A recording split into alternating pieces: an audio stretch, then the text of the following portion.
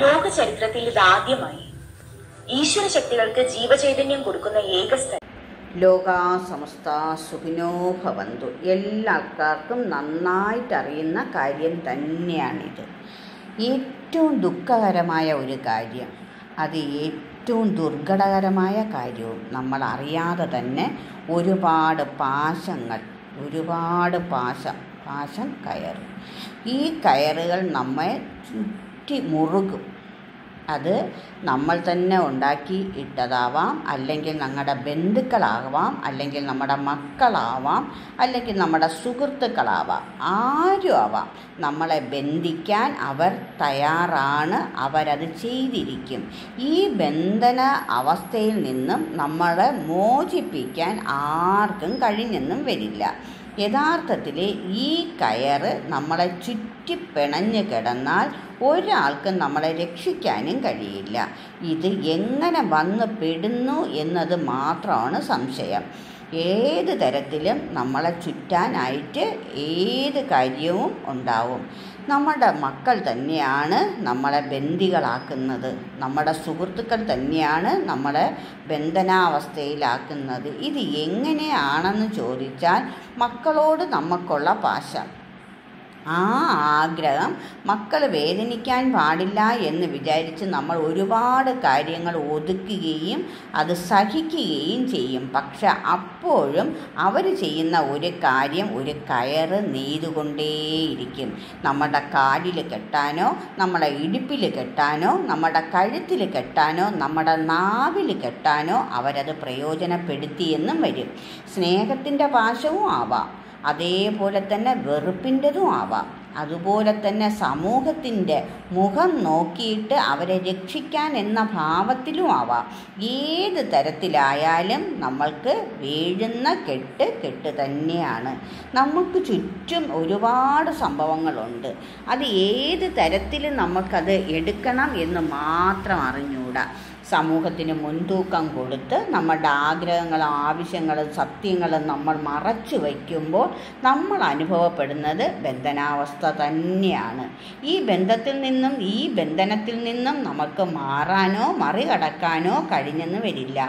പക്ഷേ ഈ ബന്ധനം നമ്മളെ മരണത്തിൽ പോലും കീഴ്പ്പെടുത്തി കളയും. മരണം കഴിഞ്ഞാലും, മരിച്ചു കഴിഞ്ഞാലും ഈ അവസ്ഥയിൽ നിന്ന് നമുക്ക് മോചനം കിട്ടണം എന്ന് ഒരു നിർബന്ധവും ഇല്ല. നമ്മളിടുന്ന ബന്ധനം അല്ല അത്, നമ്മളിടുന്ന പാശത്തിൻ്റെ ആ ശക്തിയല്ല, അല്ലെങ്കിൽ നമ്മളിൽ വീണ് കിടക്കുന്ന ആ ചങ്ങലയുടെ വലിപ്പമോ ഭാരമോ അല്ല.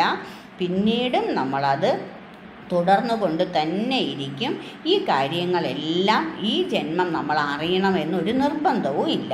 ജന്മാന്തരങ്ങളായിട്ട് ഇത് നമ്മൾ പേറി നടക്കും.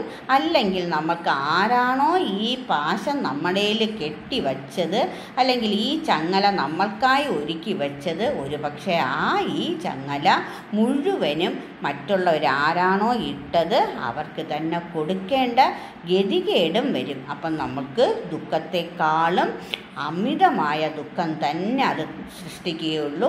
ഇതിൽ നിന്നും രക്ഷപ്പെടുത്താൻ ആരാലും കഴിയില്ല, ഈശ്വരന് മാത്രമേ കഴിയൂ. ആ ഈശ്വരനും ഒരു പക്ഷേ പരിധി കാണും. അതിനപ്പുറവും ബുദ്ധിമുട്ടുകൾ നമ്മൾ അനുഭവിക്കേണ്ടി വരും. അറിഞ്ഞോ അറിയാതെയോ നമ്മൾ ചെയ്യുന്ന ഈ തെറ്റുകൾക്ക് പ്രായശ്ചിത്തം ഒന്നേ ഒന്ന് മാത്രമേ കാണുകയുള്ളൂ. അത് ഭഗവാനിലെ സാഷ്ടാംഗം അർപ്പിക്കുക.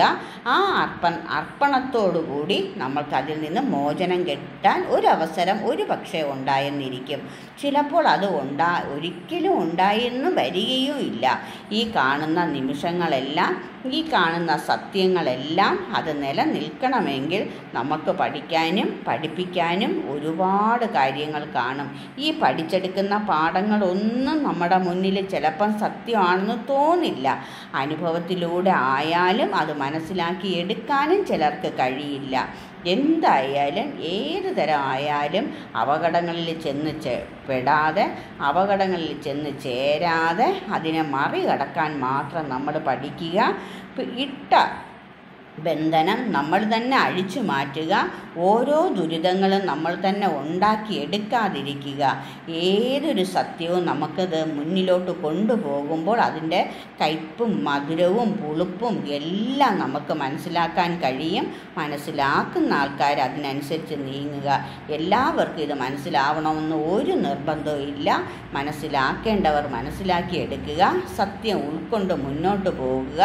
ഒരാളും അറിഞ്ഞോ അറിയാതെയോ മറ്റുള്ളവർക്കൊരു ശാപമായോ ഒരു ബന്ധനാവസ്ഥയാക്കുകയോ ചെയ്യാതിരിക്കുന്നത് ഏറ്റവും നല്ലതായിരിക്കും.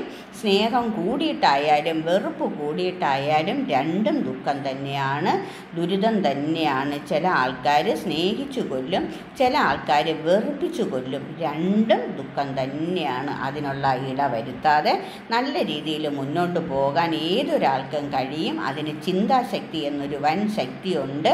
അത് ഈശ്വരനിൽ അർപ്പിച്ച് മുന്നോട്ട് പോവുക. നമുക്കെല്ലാം നേടാം. ആരെയും ബോധ്യപ്പെടുത്തിയിട്ട് ഒന്നും നേടാനില്ല. സ്വന്തം മനസ്സിനെയും മനസാക്ഷിയെയും മാത്രം അംഗീകരിക്കുക. ഈശ്വരൻ എന്ന വൻ ശക്തിയെ ഉൾക്കൊള്ളുക. എല്ലാ ഭാഗ്യവും നേടിയെടുക്കുക. ഈശ്വരന് തരാൻ കഴിയും, നമ്മൾക്ക് നേടാനും കഴിയും. ലോകാ സമസ്ത സുഖിനോ ഭവന്തു. ലോക ചരിത്രത്തിൽ ഇതാദ്യമായി ഈശ്വര ശക്തികൾക്ക് ജീവചൈതന്യം കൊടുക്കുന്ന ഏക സ്ഥലം. ഇതൊരു ചരിത്രത്തിലും രേഖപ്പെടുത്തിയിട്ടില്ല. ഇതിനു മുൻപ് കേൾവി പോലുമില്ല. കലിയുഗ അവതാരത്തിന്റെ ലക്ഷ്യം തന്നെ ഈശ്വര ശക്തികൾക്ക് പുനർചൈതന്യം കൊടുക്കുക എന്നതാണ്.